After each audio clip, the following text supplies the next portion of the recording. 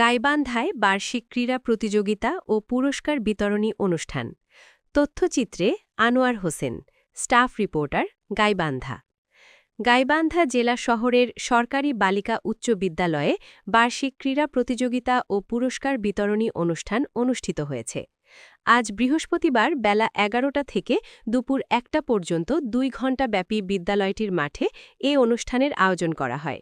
বিদ্যালয়টির ভারপ্রাপ্ত প্রধান শিক্ষক নজরুল ইসলামের সভাপতিত্বে অনুষ্ঠানে প্রধান অতিথি ছিলেন অতিরিক্ত জেলা প্রশাসক শিক্ষা ও আইসিটি AKM হেদায়েতুল ইসলাম।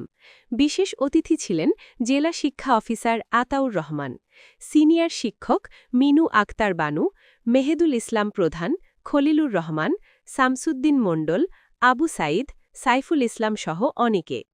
শেষে অনুষ্ঠানে অতিথিবৃন্দ খেলায় বিজয়ী শিক্ষার্থী, অভিভাবক ও বিদ্যালয়টির অফিস সহকারীদের হাতে পুরস্কার তুলে দেন।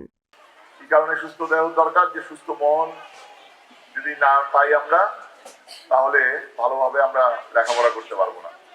ভালোভাবে লেখাপড়া না করতে পারলে আমাদের মানসিক বিকাশ হবে না, মানসিক বিকাশ না হলে আমরা মানবিক মানুষ হতে পারবো না। এই ক্রীড়া প্রতিযোগিতা, সাংস্কৃতিক প্রতিযোগিতা, এগুলো